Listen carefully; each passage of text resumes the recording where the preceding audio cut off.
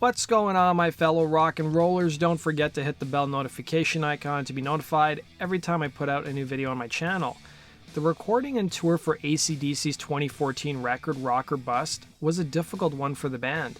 By the time acdc was done the tour to promote the album, they had lost 3 members, including drummer Phil Rudd, vocalist Brian Johnson, and bassist Cliff Williams.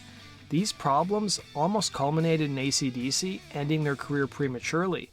However, adversity is something acdc is no stranger to. They've suffered tragedy and went through difficult times throughout their history, and they always bounce back stronger. How did they overcome these tough times and put out a new album this week titled Power Up? Stay tuned to find out. The last decade has been difficult for acdc. Members have come and gone, starting with 2008's Black Ice album, and the tour to support the album would be founding member and rhythm guitarist Malcolm Young's last stint with the band, as he'd been diagnosed with dementia and would have to step away from his duties following the conclusion of the Black Ice tour in 2010. I have a whole video on Malcolm Young's final years with the band below, and he would be replaced by his nephew Stevie Young, who had previously replaced him once before. The band wouldn't reassemble until a few years later to record their follow-up album, 2014's Rock or Bust. But cracks were already starting to show by the time they got into the recording studio. Guitarist and founding member Angus Young would reveal to The Guardian in 2014 how longtime drummer Phil Rudd wasn't himself at the time, saying, "Well, we had a few problems. We had a few issues with him before. Even when we were recording it, it was hard to even get him to do the recording." He'd go on to say, "And then he was supposed to show up to do promos with us, to do video shoots and a few other things, and he never showed up for that either," Angus would say. A month before Rock or Bust was set to be released, the band would be in the news, but it wasn't the media attention they wanted. It was revealed that drummer Phil Rudd was arrested and charged with attempting to procure a murder, threatening to kill, and possession of drugs, following a police raid on his home in New Zealand. The charge of attempting to procure a murder was dropped the following day, and on April 21, 2015, he pleaded guilty to the remaining charges and was sentenced to house arrest and ordered to pay $120,000 in restitution. His legal problems would throw acdc's tour to support Rock or Bust into a tailspin. A lot of acdc's press interviews to promote the album had them discussing Rudd's personal problems, with Young telling an interviewer, "He's got to sort himself out, I think. At this point it's kind of a question mark, but if we're touring, there will be a drummer in place, put it that way. Phil created his own situation. It's a hard thing to say about the guy. He's a great drummer and he's done a lot of stuff for us, but he seems to have let himself go. He's not the Phil we've known from the past," he'd say. And Rudd would be replaced with drummer Chris Slade, who had previously played with acdc from 1989 to 1994. Once the band was on the road, the initial set of shows went reasonably well, but with 22 shows left on the tour, vocalist Brian Johnson started to suffer from serious hearing issues, forcing him to drop out of the tour or risk permanent hearing damage. There were conflicting news reports at the time over whether Brian was out of the band, and some even criticized acdc over how Brian was treated. In fact, the whole thing blew up when Johnson's friend and comedian Jim Breuer told listeners on his podcast that he had in fact visited Johnson at his home in Sarasota, Florida, and found his friend, and I quote, "really depressed, dismayed, and disappointed that the decision to announce his retirement had effectively been made for him." The comedian said Brian said that he called and let acdc and Angus Young know, "Hey, this is what the doctor said, but let's try to figure this out. I don't think it's as bad as he said it is." Literally the next day in the press, it was Brian Johnson, tour cancelled, he's losing his hearing, Breuer would say. As the comedian's comments started getting picked up by news sites, many places seemed to echo the sentiment that Johnson was in fact kicked to the curb by the band. Breuer would walk back his comments and claim that he exaggerated a very intimate and private conversation with his friend, claiming, "All Brian said was that I feel down and want to finish the job and hope it happens." And Breuer would go on to write on his official Facebook page, "The rest was me going off." And replacing Brian for the time on the tour would be Guns N' Roses frontman Axl Rose. Rose would reach out offering his services to the band, and he would soon be fronting the band for the remainder of their European and North American shows in the summer of 2016 to rave reviews.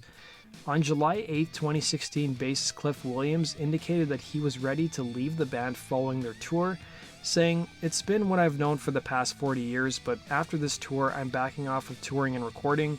Losing Malcolm, the thing with Phil, and now with Brian, it's a changed animal. I feel in my gut it's the right thing."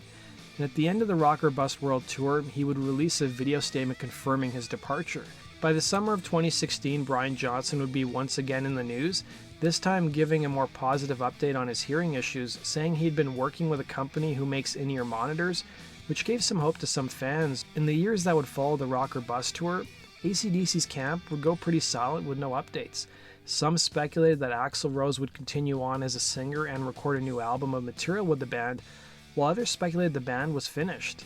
The only longtime member remaining was co-founder Angus Young.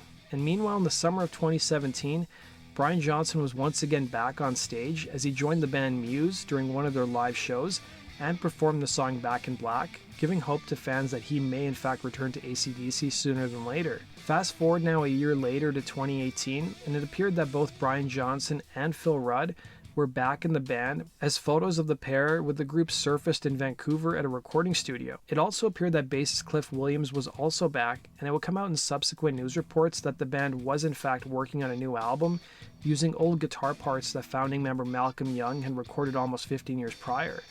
The album would be a tribute to Malcolm Young, who would pass away in 2017. Fast forward to September of 2020, when AC/DC's social media channels finally confirmed the news that the band was back. So how did the band members slowly come back together, you're wondering? Well, let's start with drummer Phil Rudd. After going through many legal troubles during the cycle for Rock or Bust, he would announce in 2016 to the New Zealand Herald that he had sorted out his life and was eager to rejoin AC/DC despite the fact that he hadn't spoken to Angus Young since his legal trouble started. He would also release a solo album in 2014 called Head Job and do some gigs to promote the album.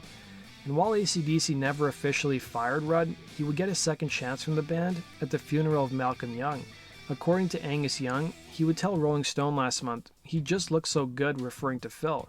He was there and in good shape. He was keeping himself well together. He was getting therapy and sorting himself out.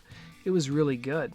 And meanwhile, Cliff Williams admitted he was drawn back into the band because he wanted to pay tribute to Malcolm, and having Brian back in the group made it feel like the old days. Angus would recently tell the Australian radio station Triple M how getting the band back together wasn't very difficult, saying Brian had kept us informed about his efforts to overcome his hearing loss, and he had been working with a specialist, so he was happy about the way the new technology that they had put together for him was working out, so he was happy and really eager. I didn't have to ask him twice to be there to do the album. And Cliff had said to me at the end of the last tour that we had done, I said, "Do you want me to contact you if we're going to do anything?" And he said, "Yeah, contact me." And Phil, I had talked to Phil and also seen him quite a few times, and he was in great shape, but he himself was ready. He said, "Yeah, I'll be there with bells on." And then of course my nephew doing Mal's role, everyone was excited about doing it, so it was pretty easy to put together, he'd say.